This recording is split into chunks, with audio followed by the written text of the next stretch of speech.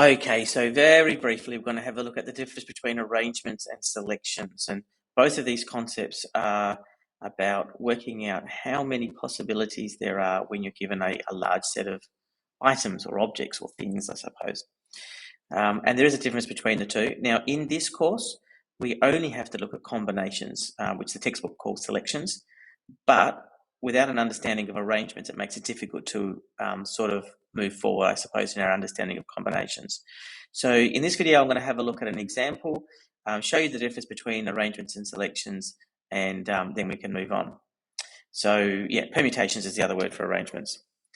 So in this example here, you can see that I've got Anna, Brooke, Callum, and Dykesy. You can work out Sam why I said Dykesy instead of Sam.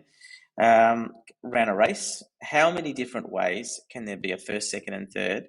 And the second question is, how many different ways can there be a top three? They kind of feel like they might be the same question, but they're not. So let's have a look at this in more detail. Just need to hit refresh so that you can see it all. Alrighty, so in the first one, if we say start listing all the combinations, we would say that Anna, Brooke, and Callum would be one way of getting first, second, and third. But also it could be, sorry, Dykesy, hang on a sec. But it also could be Anna, Callum, and Brooke. Anna's first, Callum's second, Brooke's third. Or it could be, let me think, Brooke first, then Anna, then Callum. Or it could be Brooke first, then Callum, then Anna. Or it could be Callum first, then Anna, then Brooke. Or maybe it could be Callum, then Brooke, then Anna. So there's 6 ways that we could get first, second, and third. Okay, so in total, 6 ways. But of course, Dykesy has been left off to the side here, so let's bring him in and let's chuck Callum out for the time being. So it could be Sam, Brooke, and Callum, so DBC. Or it could be DCB, and so on. And if you wrote them all out, I hope you could see that that would be 6 combinations there as well. Or it could be Dykesy, Anna, and Brooke as our 3, and then we could work out all the different combinations of that, and that would be 6 more. And it could be Dykesy, Anna, and Callum, and there'd be 6 combinations of that as well. So in total, there are 24 possibilities for a first, second, and third place, just by swapping in and out people and then rearranging the order. For number 2, it says, how many ways can there be a top 3?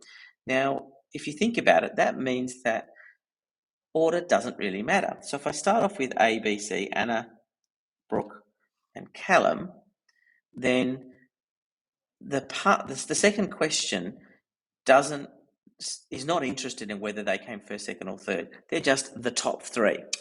Okay, so that means that in any order, this would be a top 3.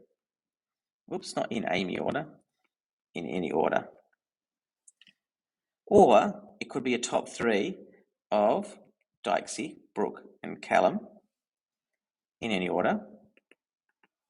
It could be Dykesy, Anna, and Brooke as the top 3 in any order. Or it could be that it's Dykesy, Anna, and Callum as the top 3. So there is a grand total of 4 different ways that we can get a top 3. Order doesn't matter. So that's a difference between arrangements or permutations and combinations, selections. In arrangements or permutations, order matters. And therefore, because order matters, there's a lot more options available to us. Because, say, for example, ABC is different from BCA, is different from CAB, etc. So there's many more options. Whereas if we've got a combination, that's when we sort of group them together, then order doesn't matter. So ABC is the same as BAC, is the same as CAB, etc.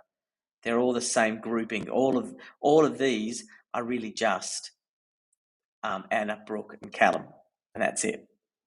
So all of these 6 are collapsed into one option. These next 6 are collapsed into one option.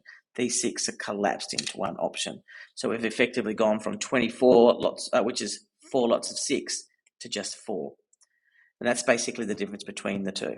So in the next video, we'll have a look at arrangements specifically just to get a sense of how they work, and then we'll move on to the combinations, which is where we need to be across in terms of doing calculations.